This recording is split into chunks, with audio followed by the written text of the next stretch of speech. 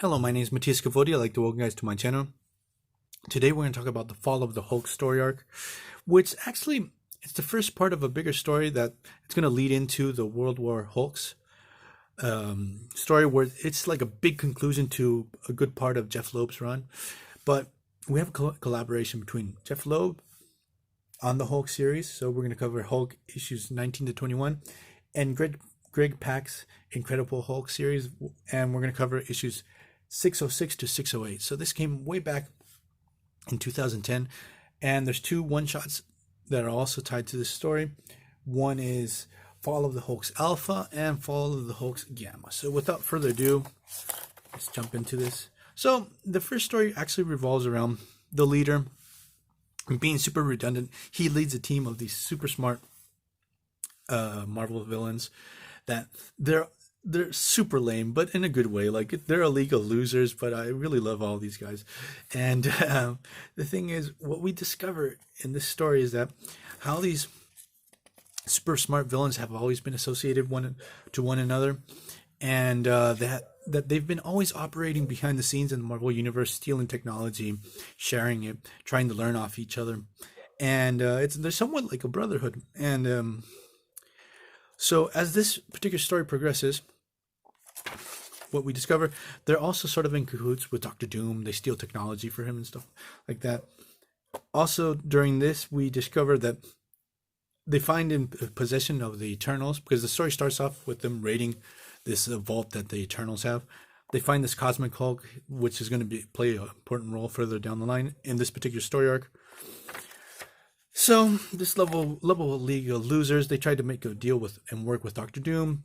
Doctor Doom totally screws them over and shrugs these guys off, and so their association with the ruler of Latveria ends there. But what's important in this particular story is that the leader discovers that the Hulk has been shot off into space, and he sort of falls into a state of depression because he lost his greatest enemy. It's like, here he is sulking. He doesn't know what to do with his life. And MODOK, who had become part of this team, comes to offer him this scheme to take over the world. And this obviously gets leader pumped. He's happy. He finds a new mission in life. And so what this first story actually tries to show us is how this league of losers, they're all super lame. They've never been much of a threat in the Marvel Universe. They sort of start to try to build these guys up as being very dangerous. They have a plan, and they're going to plan to execute it. So in issue number 2, which is Fall of the Hulks Gamma, this issue in particular really ticks me off. Like, for those who don't know, like, total spoiler warnings, the Red Hulk is Thunderbolt Ross. So in this story, we have the Red Hulk taking down and killing Thunderbolt Ross, but this one actually is a LMD, a life model decoy. And this is playing off the whole thing that Jeph Loeb was working on the whole Red Hulk mystery. So this just really felt really lame. And one thing I have issue with life model decoys is, how does no one realize this is not a real person that dies? They're supposed to be machines, even though they're super advanced. Like when Nick Fury dies too, way back in the day, they wrote it off as, no, it was an LMD, he didn't die. Like, even Daredevil didn't realize that this LMD wasn't the real deal. So Thunderbolt Ross dies. This is just a complete waste of time, especially when you get the big reveal at the end. It's like, this issue, like, a couple of characters have Thunderbolt Ross in high esteem. I do like John Romita's art in this particular issue, so we're going to skip over this, because as I said before, I thought it to be pretty much a waste of time. But at the end of the story, we get the leader's crew, that's called the Intelligentsia. They're back, and they really try to build these guys up as badasses. Like, these guys are a threat, and they're going to cause a lot of trouble to the whole Marvel Universe. They're going to take over The leader's going to be able to take over the world.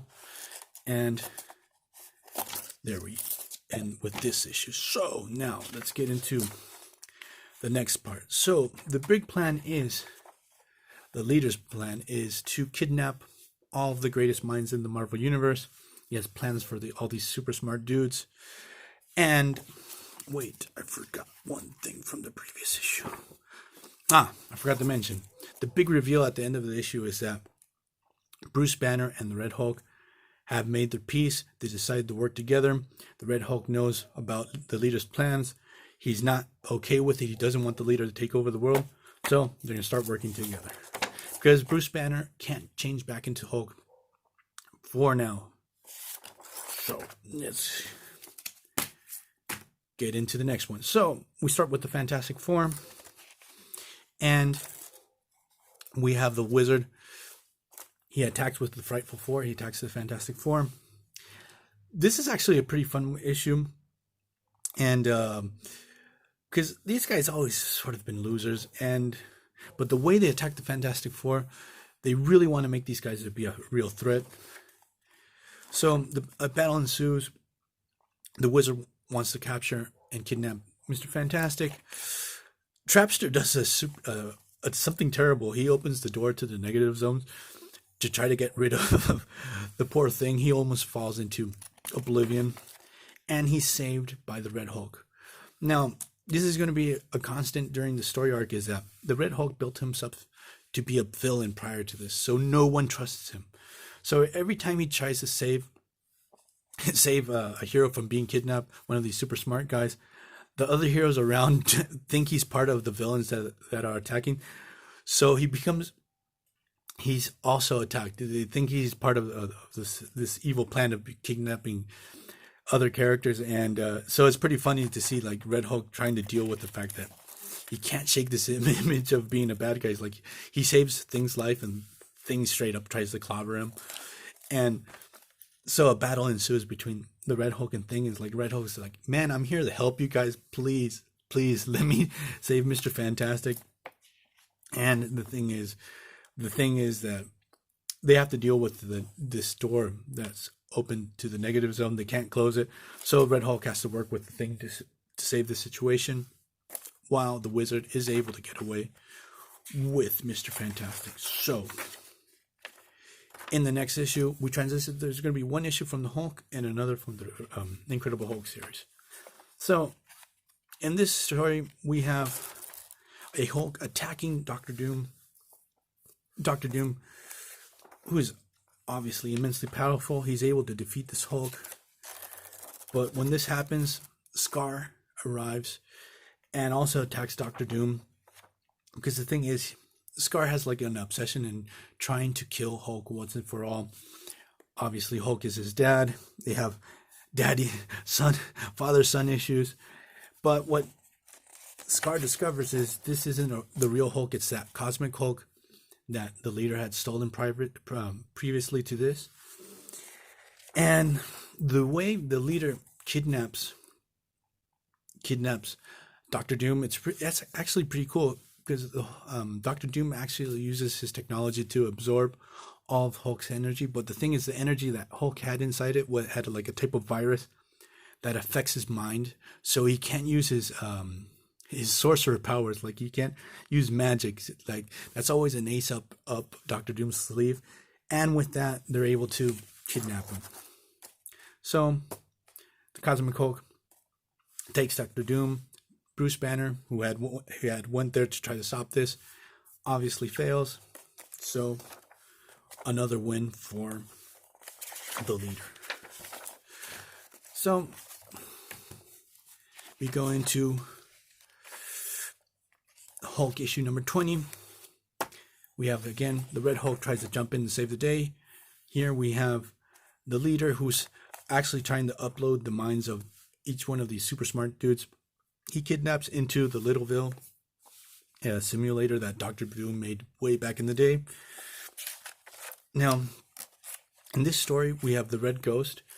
He goes in to kidnap Black Panther, and he kidnaps Hank McCoy. So Red Ghost is getting away, and we also have the X-Men, because during this time, Storm was married to Black Panther. So Red Ghost is trying to make his getaway, escape with Black Panther.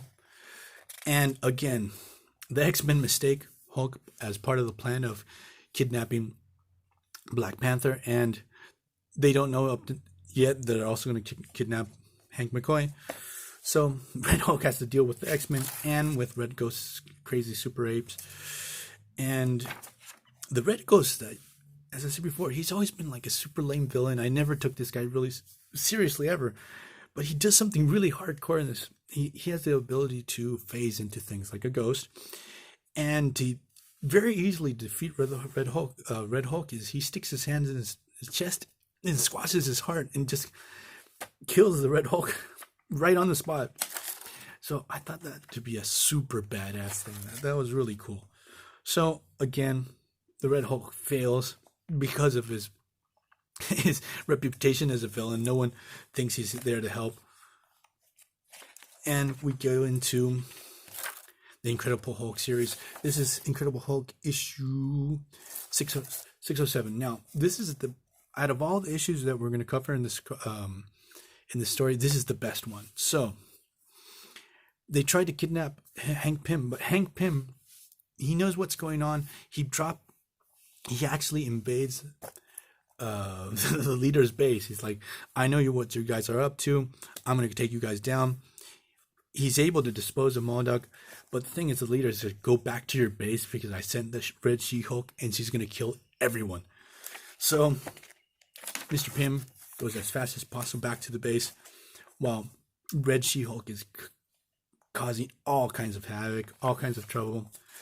And what I really liked about this story is Bruce Banner and Scar arrive to try to help and help save Henry Pym, and Pym just wants nothing to do with Bruce Banner.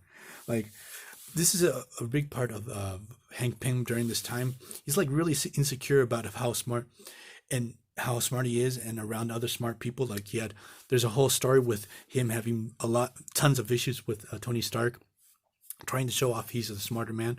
So again, we get that dynamic. It's like, no, Bruce, you're not going to screw me over. I know you have a secret agenda. I know you're working with the Red Hulk.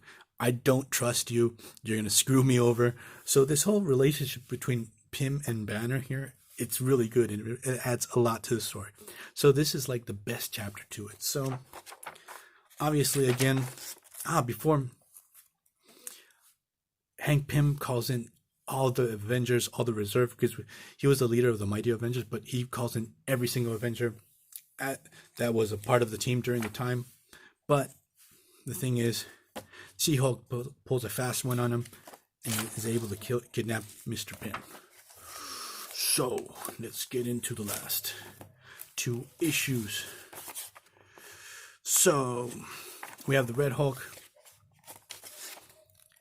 He decides to attack the leader's base, which actually is Tony Stark's old helicarrier. He built a helicarrier at the end, after the Civil War. It sort of went missing.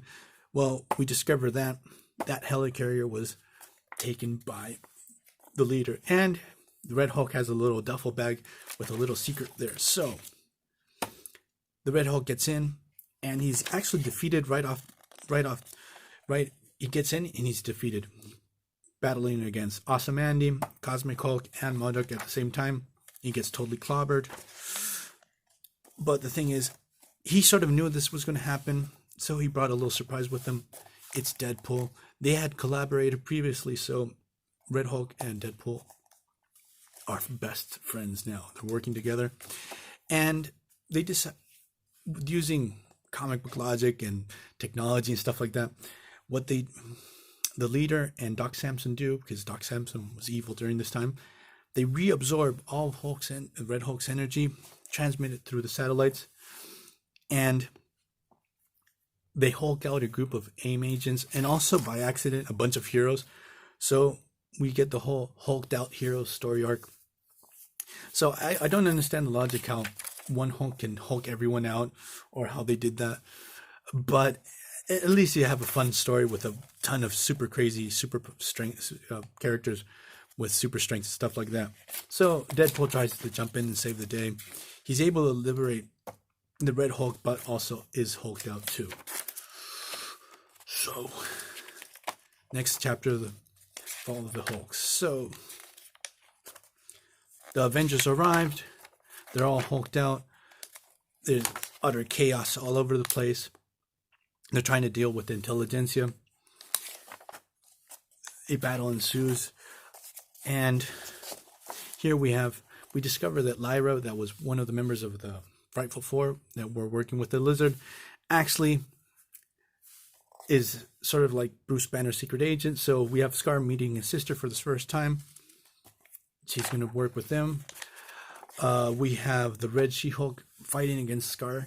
So we have this really weird relationship where Bruce Banner's son is fighting his ex-wife's. And the story concludes with the whole situation of the hulked out heroes. So it's a fun read. If you're really into Hulk, if you haven't read this, it's worth the time to go out and find them. And I hope you guys like this video. See you guys next time. Bye.